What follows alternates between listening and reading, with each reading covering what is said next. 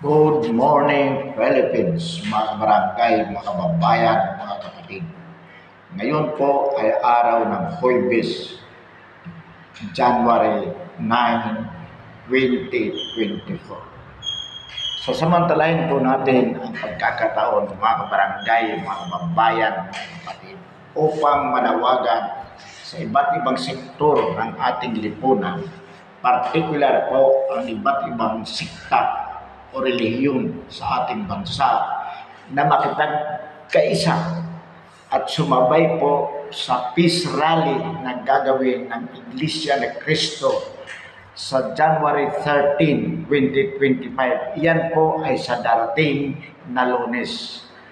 Ang layunin po ng peace rally ng INC ay upang ipinawagan sa Kongreso na huwag nang ituloy ang impeachment laban sa pangalawang Pangulo kay Vice President Sara Duterte sapagkat naniniwala po ang INC na ito ay maghahati-hati lamang sa mga Pilipino sa halip na magkaisa upang harapin ang ating mga problema, lalong-lalo na po sa kahirapan at laban sa korupsyon ng pamahalaan.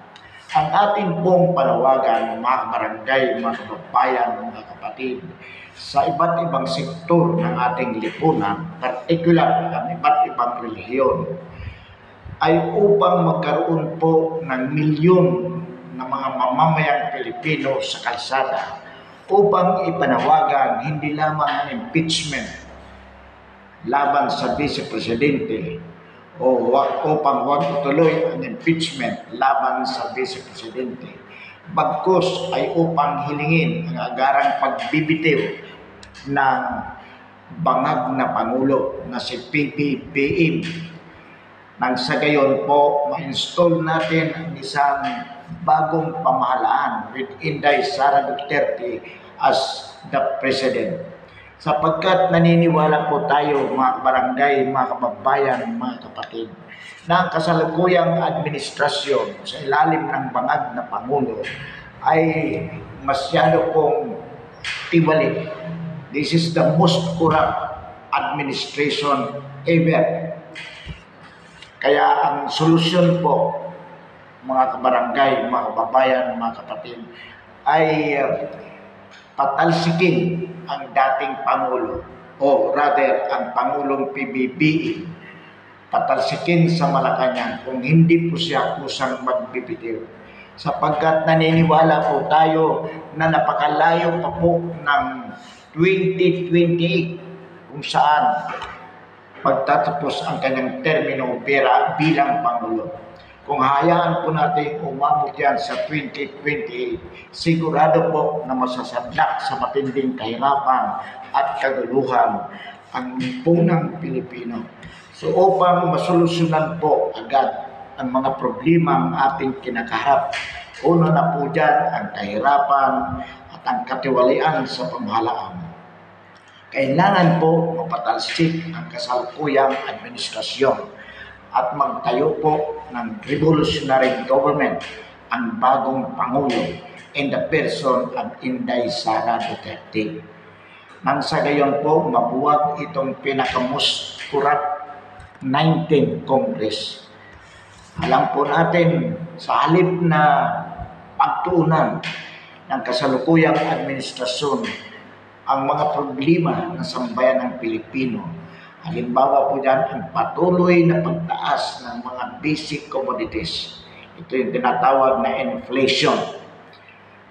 Lalo pong lumalala sapagkat sa ilalim po ng 2025 budget, sa halip na ang pera ay ilaan sa mga developmental projects na magbibigay po ng kaunlaran sa sambayan ng Pilipino, ang malaking bahagi ng budget na yan ay inilaan po nila sa kanilang mga pork barrels on the part of Congress at sa Malacanang po in terms of unprogrammed funds worth billions.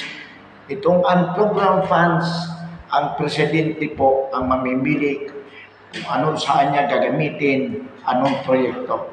Kaya po yan ay nakadesinyo sa ganon upang makapaggawa sila ng mga proyekto na ang layunin ay hakutin lamang, kurakutin lamang ang pera ng sambayan ng Pilipino. Ganon din po itong AKAP, AIC at iba pang mga ayuda system. Ito po ay inilaan ng mga kongreso o ng kongreso para sa mga membro nito. Nang sa gayon magkaroon po sila ng perang pambili ng boto under the guise of ayuda. Yan po ang totoo. So ano po ang epekto niyan? Malaking epekto po dyan ang tinatawag na inflation, sapagkat bigay ka ng bigay ng pera na wala namang produksyon.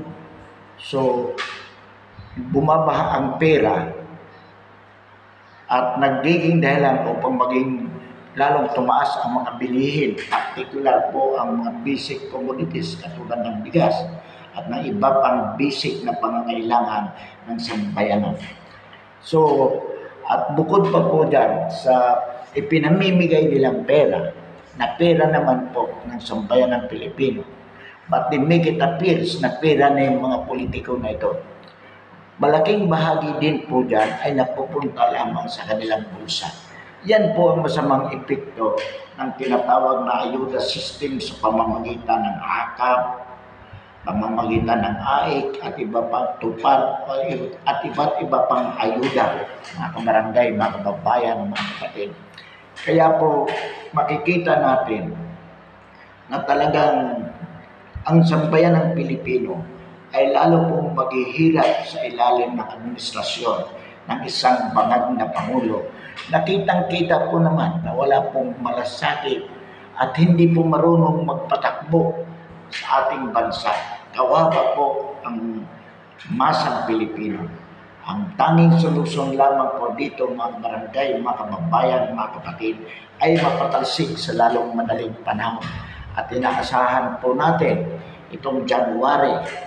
At kung maaari po, ngayong January 13, paglabas ng mga membro ng INC sa bayan po, ng mga Katoliko, ng KOGC, ng GIL at ng iba't ibang sikta at ganoon din ng iba't ibang sektor ng ating lipunan. At huwag po tayong aalis sa kalsada hanggat hindi po nagbibitiw ang kasalukuyang bangag na Pangulo. Naniniwala po tayo, mga kabarangay, mga kababayan, mga kapatid, na kapag mayroon pong milyon na sambayan ng Pilipino at hindi umalis sa EDSA, demanding for the ouster of the President or for his resignation, ang military po ay lalabas po at magdideklara ng kanilang withdrawal of support to the Commander-in-Chief in the person of PBBM. Alam po natin, mga kabarangay, mga kababayan, mga kapatid, na marami na pong mga disgruntled, mga disappointed officers and personnel in the Armed Forces of the Philippines and in the PNP, especially in the rank and file at sa mga ground commanders and personnel. So ito po ay naghihintay lamang ng magandang pagkakataon upang magdeklara ng kanilang withdrawal of support from the bangag president o from an addict president. At ang pagkakataon po na yan, ito po yung tinatawag na people power, kung saan ang sambayan ng Pilipino, millions, ay lumalabas po sa kalsada at upang i-demand ang pagbibitaw o pagpapatalsik sa kasalukuyang Pangulo. Mangyayari po yan because it happened in 1986, February 22 to 25, against Ferdinand Marcos Sr., the father of the incumbent president. Nasundan po yan noong